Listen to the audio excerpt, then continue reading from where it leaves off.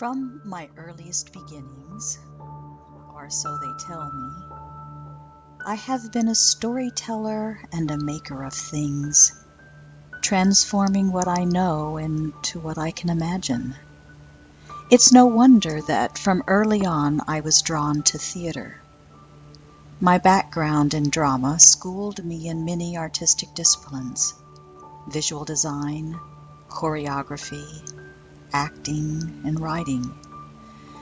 But after 20-plus years and more than 70 productions in both professional and educational theater, I simply ran out of steam.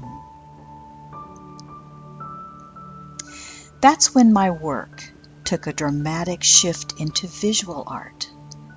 One morning in 1990, while working on a one-woman play, Hildegard of Bingen, I woke up from a dream with the words, "You need to paint."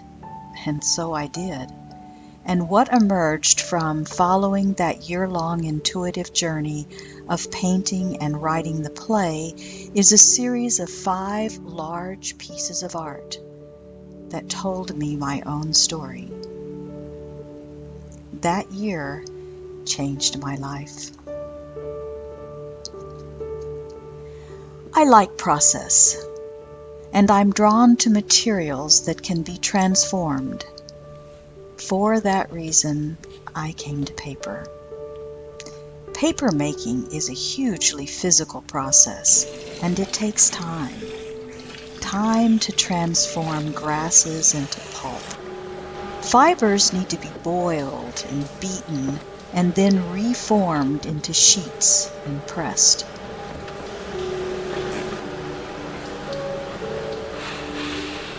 For my paper making, I share studio space at the Southwest School of Art, where I have access to a Holland beater and a hydraulic press.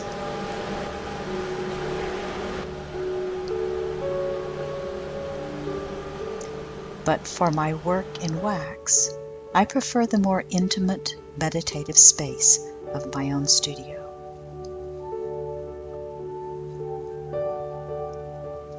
I began working with encaustic as a medium for adding imagery and color to my canvases sometime around 2002. I love that both these mediums, paper and wax, have century-old histories and by their very nature are organic and renewable.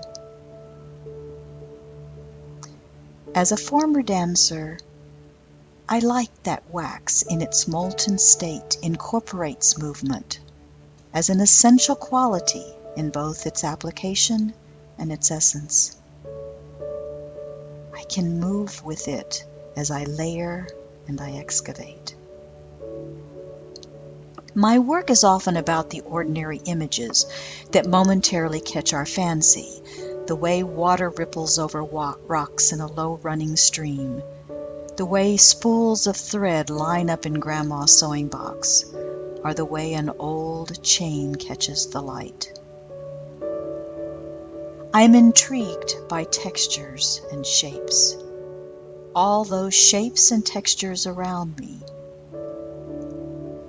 I usually limit myself to a minimalist color palette, choosing to let the richness of the beeswax and the textures of the paper speak for itself. I often use organic materials such as rust or torch to inform the paper before I apply wax.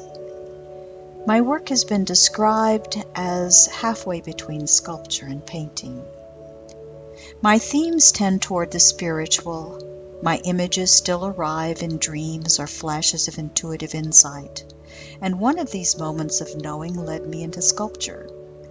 Somehow this three-dimensional arena is hugely familiar because dance is about form in space, and theater incorporates stage and setting and lighting and audience. Sculpture is somehow about all of these.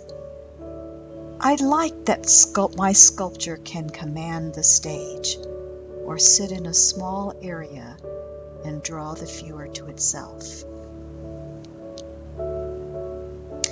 I have been an instructor at Encaustic Camp since its beginning. I came originally just because Trish asked, but I've come back year after year because of the community.